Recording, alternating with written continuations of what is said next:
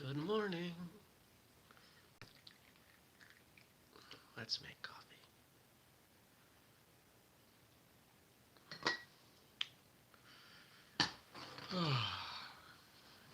Here we go. I got coffee. I got a phone. The birds are chirping. It's going to be another great day. I can tell. And here we go with the show in 3, 2, 1. Good morning, everybody, and welcome. Today is Wednesday, June 17th, 2020. My name's Jeremy, and this is my first cup of coffee.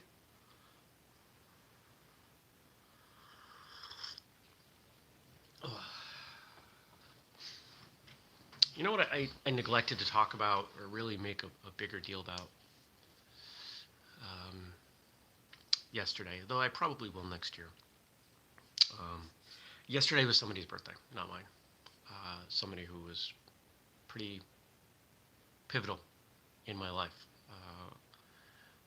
One of the strongest influences on my childhood, and that was the musician, actor, writer, Tupac. Yesterday would have been his birthday. He would have been 49, which is mind-blowing to me. You know, there's something to be said when someone passes, because they never age. And so, indefinitely, they are however old you remember them. He died at 25. He's been gone almost as long as he was alive, which is insane. And you know, usually on his birthday, I'll post, you know, a quote, something he said, and it's interesting. The one that jumped out at me yesterday, and if you follow me on, where are you going? If you follow me on Facebook, you have seen it. But it was about change, and we have to make some changes, because the old way wasn't working. And it just seems really appropriate today. And I think you could easily take a look at who he was and know how he would feel about things that are happening today.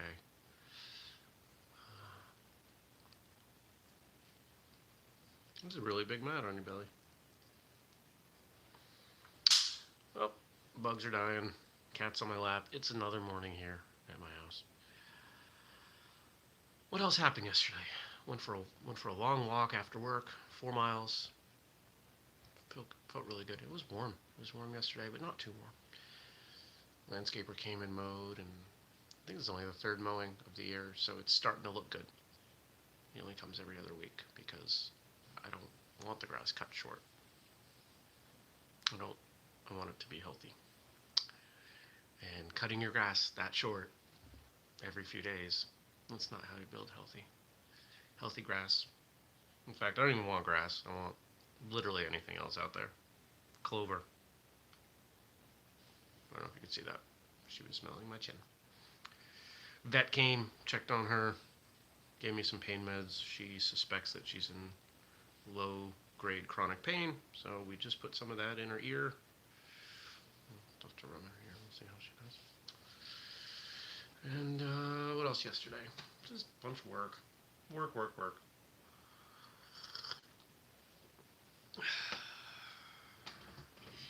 Did we actually do any whistlekick stuff yesterday? I don't remember. But there's plenty of it today. Books are today. Not strength and conditioning. The fight conditioning program, I'll work on that today. Going to get acupuncture for the first time in months. The practice is open again finally. And man, you had acupuncture yesterday. She's doing much better from it. It's amazing how impactful something like that can be. Coaching we're not a CrossFit gym anymore. We're a functional fitness gym after the disaster that occurred. You can look that up in any news website channel. They'll tell you all about what happened with CrossFit.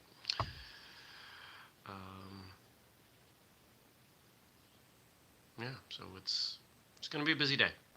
That's all right. Okay. What else?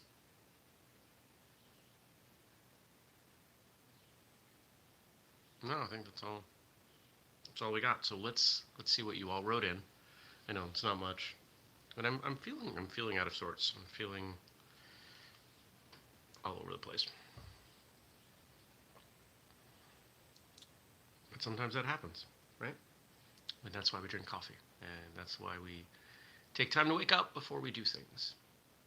But I feel good. I'm awake. I'm happy.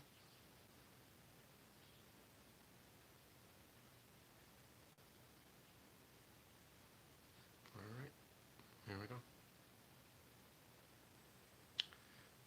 Ooh, some good stuff here.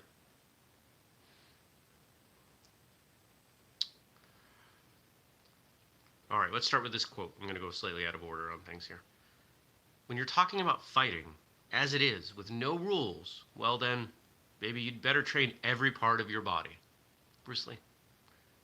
It's an interesting quote from a man who is often held up as a fighter and an example of a fighter, and he wasn't a fighter. He was a. That doesn't mean he wasn't a competent martial artist. That doesn't mean that he didn't test his skills.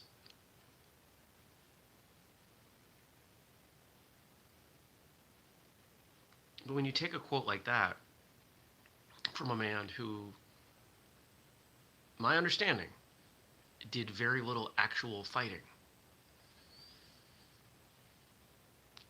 I think we're approaching it from the theoretical side, which makes sense. If you are going to step into a ring or a square or an octagon or what, the street, and you're going to fight, tell me a muscle you don't want to develop. Tell me a physical attribute, speed or strength or flexibility or whatever that you don't want to develop. They're all beneficial. And whether you're training for competition, or you're training for self-defense, or you're training for life, I think you need to be diverse. Now, that doesn't necessarily mean diverse in your martial arts curriculum. That could just mean diverse in your cross-training, non-martial arts stuff. You know, there are a lot of martial artists who would really benefit from an organized strength program. And I don't just mean the one that we offer. I mean anything. There's nothing you do in life that isn't easier when you're stronger. Oh, but Jeremy, what about you get strong and you lose flexibility? No, you don't. That's fake, wrong, false. That comes from people strength training and not using full range of motion. Done properly, strength training actually increases range of motion. Next. I challenge anyone to show me science that counters that. It's not true.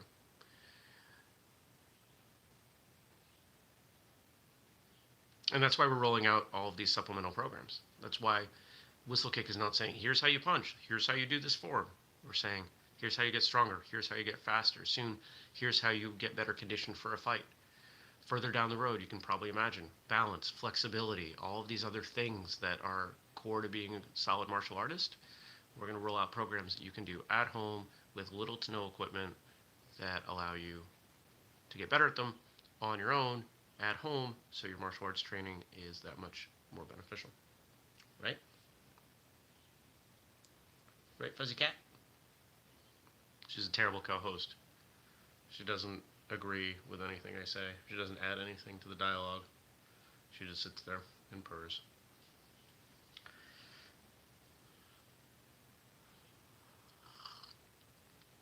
It would be weird to have a co-host. Maybe if I was married. If I was married to a martial artist, maybe I'd have a co-host. I think that's the only situation I could imagine. First up with Jeremy and his wife. There are no prospects for a wife.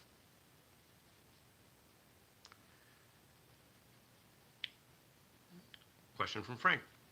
I have never been to a martial arts competition before. Do they give out awards for bravery or most improved martial artist?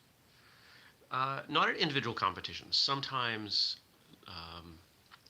martial arts circuits, one of the things that they have done to supplement income is they will often have annual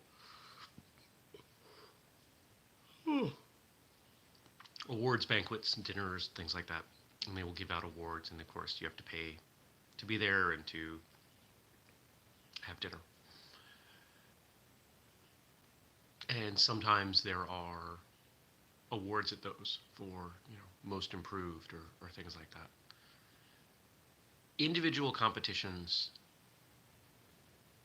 you've got the individual divisions, forms or point sparring or whatever it is. And then depending on the event, you might have an all around based on some way of calculating points perhaps. Or you may have a grand championship where all the, let's say all the adult black belts come together regardless of who won their forms division, come together and they do their form against each other. And then there's a grand champion for black belt forms, kind of a thing.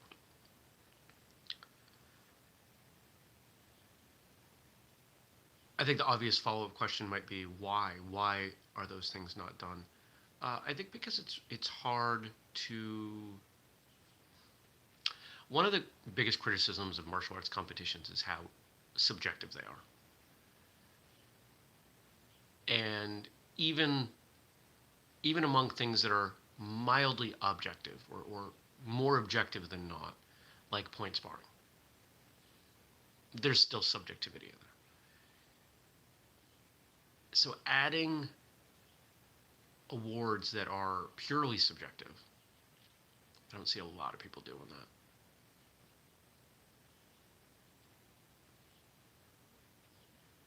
The cat's stomach is making noises. It's very strange. You ever heard a grumbly stomach on you? Of course.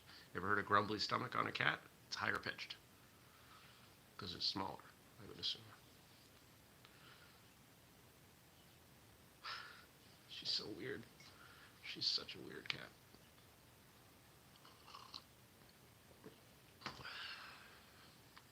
There's been some good discussion that came out of, what was it, yesterday? Day before? I don't even remember. I think it was yesterday, Monday's question as we talked about participation awards. And there were some emails yesterday about it. And, I'm always surprised when this topic comes up that, at least privately, nobody seems to like participation awards. Publicly, though, it can be a different story. And I find that fascinating, that the world seems to agree on something, and yet no one will be the first one to stop doing it.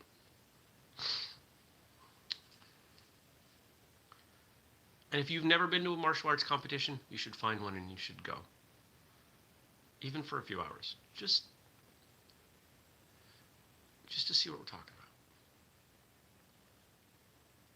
about. Here's a question from Gabe.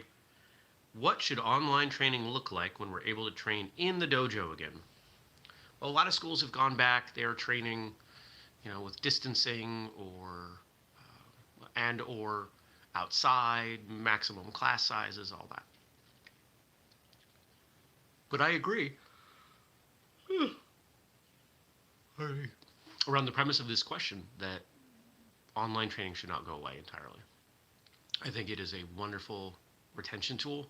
I think it's a great tool for people who are sick or, this is a busy week. We can't get the kid from soccer practice to the dojo in time, but we could get home and get him in front of a camera. If you have let's call it a professional school, and by professional school I mean one or more people whose full-time job it is to run the school, I think you should at least be considering filming all of your classes and making them available to people who might not have been able to attend. Whether or not you do that live, via Zoom, totally up to you. But I think there's a lot of value there. I don't think we will go back to a time when people say you can't do anything. Well, some people will, but I don't think we're going back to there's no point learning martial arts online. I think what we're going back to is martial arts in person is obviously preferable, but you do what you can do.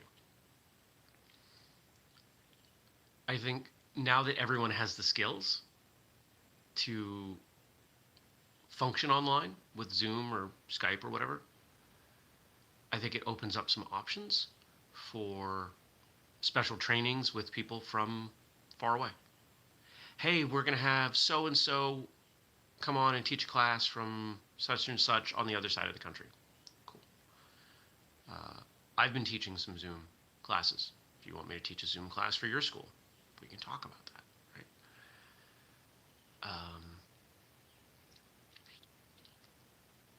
And that's much simpler logistically, financially, etc., versus let's bring you out to our school.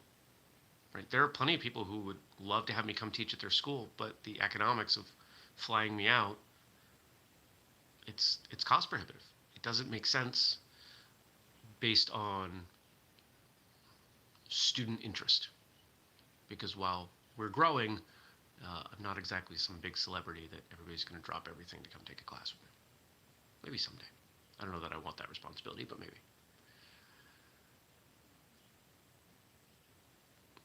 Why is your tummy making so many noises?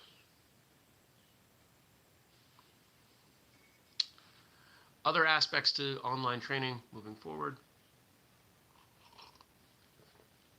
I think if we think about the demographic of people who want to remain tied into a school but are challenged to do so by logistics such as distance, think about your high school kids going off to college that would love to be able to train or at least stay in touch. Think about the social, the community aspects of martial arts and how important that is to so many people. The thing that I think would work really well for online training would be a very specific class. So instead of, hey, we're doing Monday, Wednesday, Friday classes at 6 o'clock and Tuesday and Thursday at 5:30 on Zoom. Okay.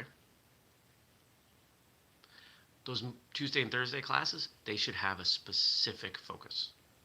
It should be not forms. It should be, we're going to go over this form. And we're going to review the places that I, the instructor, typically see people messing it up. Or we're going to go over drills for footwork for sparring. The more specific it is for an online class, the more likely people are to attend because they know what to expect. And that can also really help with planning out what you're going to do. Because a lot of stuff does not translate well from in-person to online teaching. And if you go into it up front, for example, sparring, we're going to teach range and distance drills. No, because what do you have to distance with? You don't have a person. You could use a wall, sure. You could use a plant, sure. But those things aren't moving. The drills that you're going to be able to do are going to be very limiting, and you're going to spend just as much time confusing people as anything else. But footwork doesn't require a person. Footwork, you could put a bit of tape down on the floor and have people do some drills. So if you're really thinking about what can be done, and honestly could be done solo, but people need a little bit of encouragement, that's where I think you go.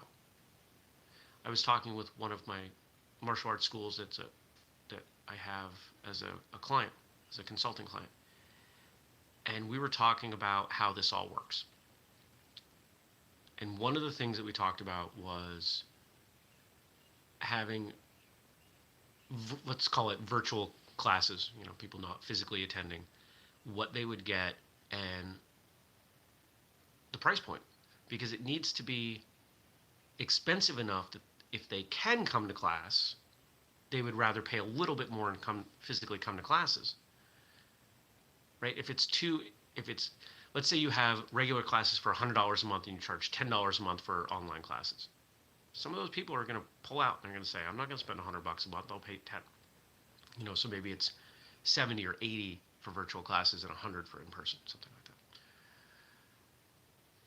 But what about offering that as an add-on or a free bonus? or whatever to people who are physically coming to classes. Hey, and we also have this library of classes online you can go through on your own, and skills, techniques, something to consider. I think that's a lot for that. I hope that we see more people doing these classes. Bill Wallace did a number of them, and they were very well attended. And I hope others will follow his lead and do more. I'm not 100% sure what he's done because I haven't popped in, but I've seen, I won't even name names. There are a handful of other prominent martial artists, people who've been on the show, who have done a bunch of live online stuff over the last few months. And I think there's an opportunity there. So I hope people will consider doing more of that, especially around their skill set, their expertise. On Sunday I taught, primarily children, my block of drills around moving slower and thoughtful, and how that can open some things up. Well. All right. I think that's a good place to end. Good conversation, good stuff today. And if you want to contribute to tomorrow's conversation, drop something below. Ask me a question, give me a quote, leave me something for some feedback, and I will respond. It's what makes this show work. If you're new to the show, we go live 6:30 a.m. Eastern here on YouTube. You can catch it later as a podcast or whatever. Make sure you subscribe and turn on notifications so you get that bell, that chime, that message to say that we're going live. Bring your own cup of coffee. If anybody wants this mug is available on whistlekick.com for like $12, $15. It's not expensive. That includes shipping. And you can drink out of this mug while I drink out of this mug.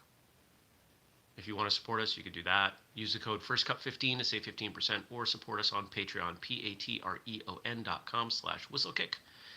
Just had somebody the other day upgrade their Patreon from $5 to $25 a month. And so I reached out to them and thanked them and sent them the new speed program for free, even though that's $30. Because that's what we're doing. $25 and up tiers, you get a lot of stuff. $10, you get an exclusive video episode every month. $5, you get the audio episode, the audio version of that episode every month. And at $2 a month, you get all the blog posts I write weekly, every other week, multiple times per month, just on Patreon. So think about that. All right, I'm gonna go. Although there is a cat in my lap, so we'll have to reconcile that. I hope you have a fantastic day. I hope whatever it is you do, I hope it puts a smile on your face, at least part of the time. I will see you back here tomorrow bright and early. Take care, everyone.